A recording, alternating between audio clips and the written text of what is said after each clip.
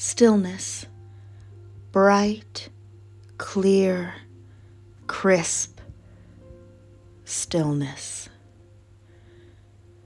The star can only be seen after much turmoil, after everything has been stripped away, burned, when your very soul is naked in the blue night.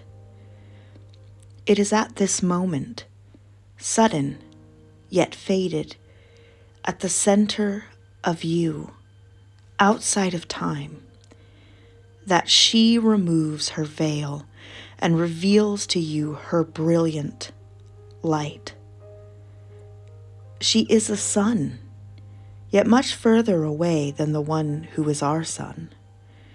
She's held together by her own gravity, and from her core she makes her heat, her luminous light. She knows you at a level deeper than you could ever fathom. You are made of the dust of her ancient ancestors who went supernova billions of years ago. Her ancestors are your ancestors. You are siblings. It is the stars who mother the universe. Each of the 5 points of a pentacle can represent the elements: fire, water, earth, air, and the 5th element, the ether, spirit, the energy that enlivens all life. And somehow, this 5-pointed symbol signifies a star to us. It is the shape a child learns to draw and call a star. The pentacle means so many things to us: magic, protection, beauty, excellence, triumph, and all things celestial. We cannot number the stars, but humankind has been enthralled by them, called by them, given knowledge from them, wished on them, and have been ever mystified by them for all of this time. It is as if our hearts just knew we were of them. I know that Waite's star is specifically an 8-pointed star for specific reasons, but for me, it is the pentacle, the 5-pointed star that has guided my life and has always been part of me. So that is how I meet with the star. On our major arcana journey, the star is the perfect still point. She is our soul's beginning, its source, and now she kneels before a pool, watering its waters, watering the earth without any fear of lack, for her waters are ever flowing. When you travel from this sacred moment, you shall meet with our earth's luminaries, face the judgment, and become the world dancer. But it is this moment with the star that makes our final meetings of this journey possible. Without viewing the star, without knowing her within yourself, you cannot truly taste these things. You cannot be the world dancer. And so, now we truly rest with the star. Marion Marou's vision of the star is filled with grace, gentleness, and soft purple, brilliant yellow hope.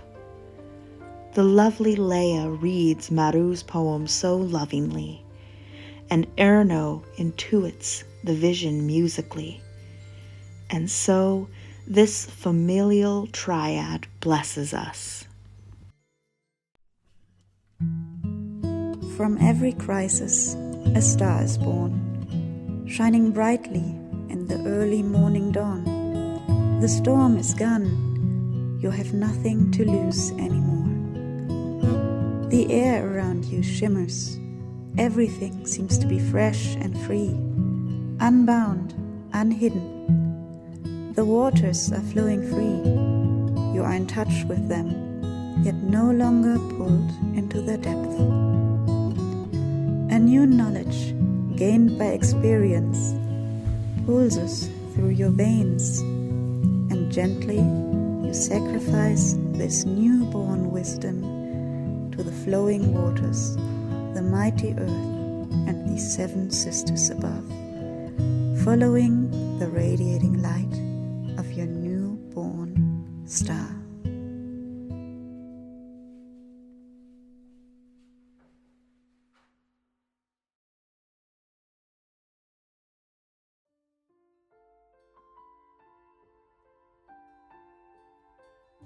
Thank you so very much, Marion, Leah, and Erno, the newborn star.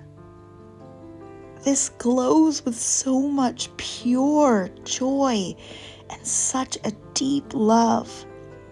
It made me feel like a child swimming, floating weightless in the water, so happily and fully in the moment. Thank you for this blessing. And now we shall discover what became of our Kufel and Root when they leapt from the tower.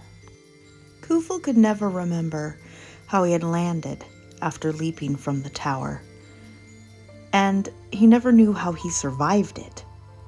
But at some point, the sheer blinding terror faded enough that he did remember Root, the bear empress's cub.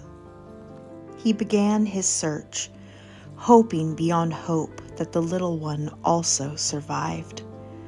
Guilt twisted around his heart as he recalled all that he had put the cub through, how sick it had made the little baby who knew nothing of the world. But he knew so much. He had studied so much, and still he had entirely lost himself in that tower. He had abandoned an innocent child. He finally came upon Root's scent, but there was no sign of them anywhere. But perhaps they were still alive. Kufel, a familiar voice said. He whipped around. Ursula! There she stood, at the edge of a shining lake, naked and luminous, pouring the elixir of life into the waters. Ursula! Kufel ran. Oh, he ran. But he stopped short in front of her, unsure, frightened. She was glowing in such a way that it made him afraid somehow. And she was not looking at him. She was looking out over the waters. Ursula? He said again. Ursula spoke. I have been of the stars. I am of the stars.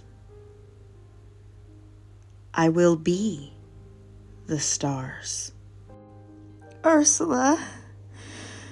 Tears began streaming from Kufel's eyes. I have been a leaf. I am a leaf. I will be a leaf. Kufel sat hunched, barely able to hear her over the thundering of his heart, weeping. Ursula continued.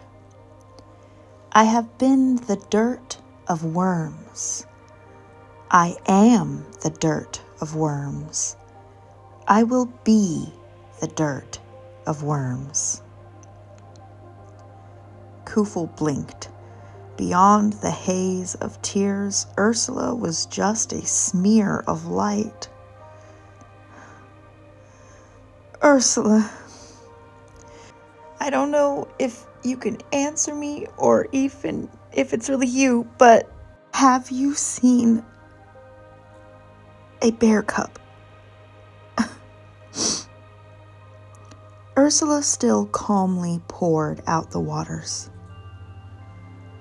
I have been rude. I am rude. I will be rude. Kufel's tears had flowed into 5 streams that spilled over the earth and into the lake. Rude. It took a moment to sink in. Then Kufel yelped, "Ursula!" The resplendent Ursula turned toward Kufel. I have been Ursula. I am Ursula. Kufel bounded toward her as she said this, and Ursula immediately took him into her arms. And you will be Ursula, Kufel joyously yipped as he snuggled into her arms. Oh, Kufel, she whispered into his fur. Kufel, you found me.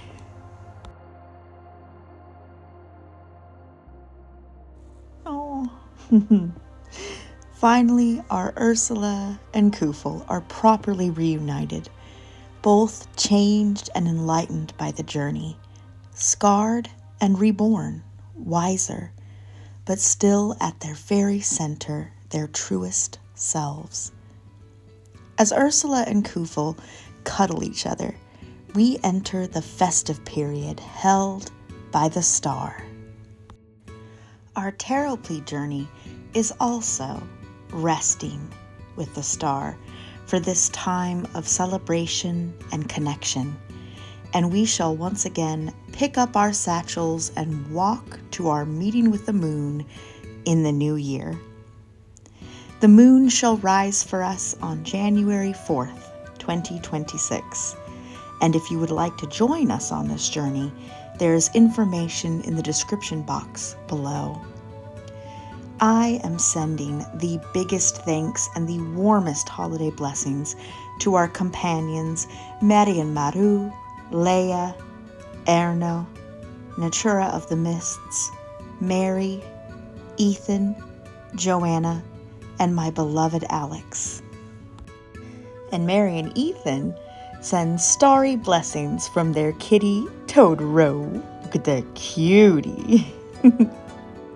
And for the holidays, I am creating a special audiobook next week on this channel of L. Frank Baum's The Life and Adventures of Santa Claus. And I would love to share that with y'all as a holiday gift. And so, we shall see y'all later. Merry Christmas! Blessed winter solstice. Happy holidays. Warmest Alban Arthan. And a happy new year. Love and joy come to you.